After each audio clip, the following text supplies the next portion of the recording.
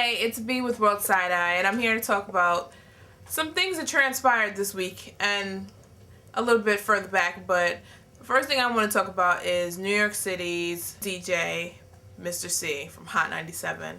He was executive producer on Ready to Die, which was Notorious B.I.G.'s first album. It was a rumor on the internet that he was arrested for making it with a transsexual. First, it just came out that it was a man. And then when I saw the picture, it was clear that it was a transsexual situation. The day after it blew up on the internet, he went on the Old School at Noon and had this playlist, and it had songs like Hate Me Now and Backseat of My Jeep, Let's Swing an App. No, that song wasn't on there. He went on to Twitter, and other people on Hot 97 kind of were like, oh, this is just a rumor, it's alleged. And Mister Cee said that, don't believe everything you hear. There's a task force in New York City that specifically go after hip-hop artists and those people who are influential in the hip-hop culture. Basically, it was something from the hip-hop cops. Are you serious? The hip-hop cops set you up on a tranny blowjob sting. Allegedly, this is the way I feel about this. Everyone's all in an uproar like, oh, Mister Cee is gay, Mister Cee is gay. It doesn't matter. Whatever your sexual preference is, that's your business. It has nothing to do with anyone else. But please don't build some fabricated story about the hip-hop cops and how they're setting you up and everything is going to come to light. Like, what happened? You came out of work from Hot 97 and you're like, oh, I just want to get in my car, go home and take a nice rest. And you look to your left, and you see a sexy something, and you're like, hey there, mama. Wait a minute. Hey there, mama. Why don't you come back in my car? I have something to show you. I'm confused where the sting operation is. If you look at the pictures of the individual, he looks like Miss J from America's Top Model. Maybe it was dark, and maybe he was tired from doing all that scratching and mixing. His eyes were tired from looking at a computer screen. He was like, hey lady, I got some Hot 97 swag. You wanna get in my car? I would just feel better if he would have just said nothing, or if he would have said, oh, I didn't know it was a man. What are you gonna do? To say that it was the hip-hop cops, I'm giving you the side eye for that because that's a little stupid. Mister Cee, while I did give you the side eye, I will say this. I don't believe you'll lose any fans if you are homosexual and you do decide that you're gonna come out or whatever.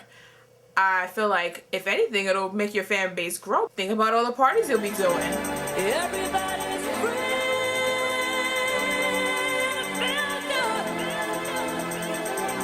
Everybody's free. I'm just saying.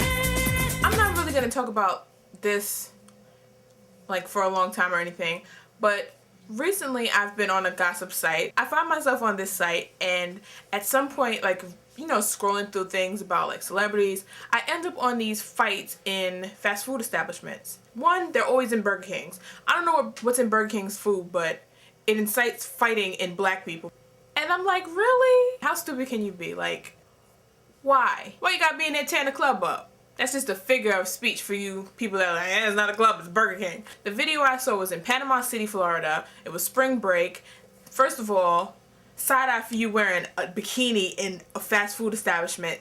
You're gross. I wouldn't eat someplace where the person sitting next to me's got her poon out. You get mad because the guy who took your order didn't put pickles on your Whopper, and you tear the place up. She jumps on the counter, throws the burger in his face, and bikini mafia chicks start fighting, and they're throwing napkins and straws. The guy behind the counter picks up a big thing of ice and throws the whole tub of ice. It's madness. There's another one that I just saw that the people are fighting outside of Burger King again. This is in California.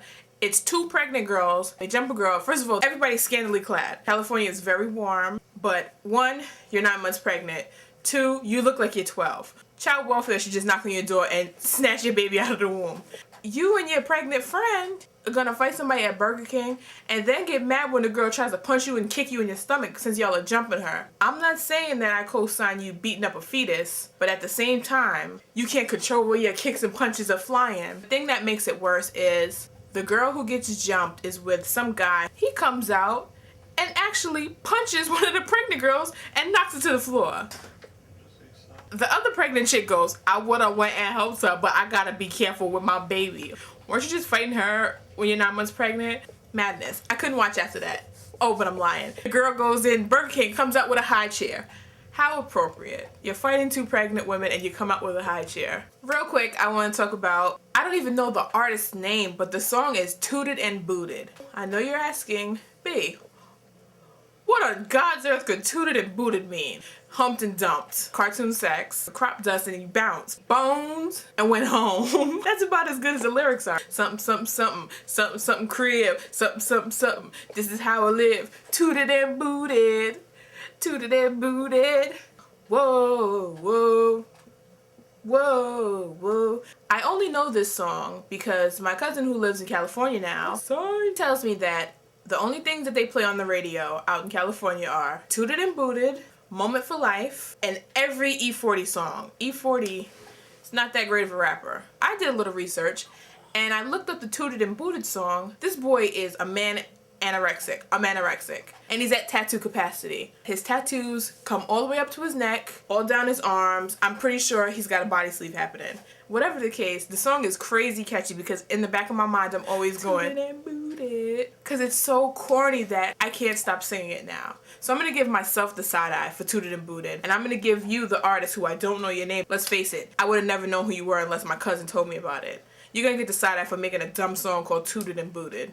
So I saw Love and Hip Hop. I've caught up. You know, at first I wasn't a fan of Samaya. I'm still not a fan of hers. Like, I feel like she's a Mona Lisa. Like, from far away she looks really cute, but when you get up close in those teeth and the bottom teeth, I just want to stop playing her tracks. Like, whoa, whoa, whoa, Samaya, reel it in because you looking real crazy. This last episode was extremely funny because it picked up where episode 3 left off. No, you said because you don't want Jim Jones to be on my track, and Chrissy's just like, the only time you should rap is during Christmas. And Samaya, it goes over her head. I don't know if it's a California thing, maybe she's not too quick on the uptake, but she's like, what?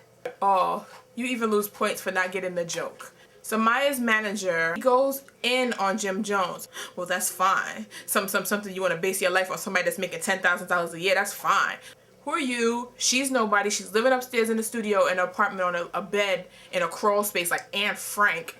Like, you're going extra hard, and I'm not even a Jim Jones fan. Fast forward a day or two, whatever. Olivia and Samaya and the manager, who Chrissy is lovingly labeled Tattoo, invites them to like a little bar restaurant situation, I guess to mend ties or whatever. Here comes Jim and a goon, and they drag poor Tattoo out into the street. Now mid-drag, he looks like he's gonna crap his pants. You're on camera, at least don't look as scared as you feel. I really doubt that the production team would let anything happen to him. They didn't stop him from getting hemmed up, and his face, he got grabbed in the face and everything. Jones made him apologize to a cell phone. He went extra hard, and I feel like I like Jim Jones now a little bit better. Watching this show, I'm becoming a Jim Jones fan, the person.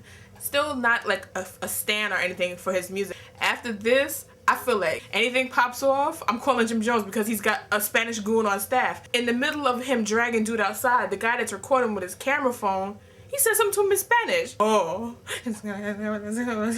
we're gonna kill him. That's what he said. Don't touch him on camera. After the whole thing, Jim Jones just walks away and walks around the corner.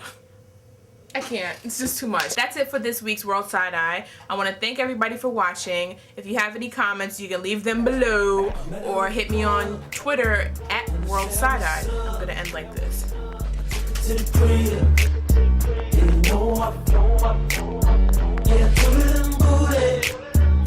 Yeah,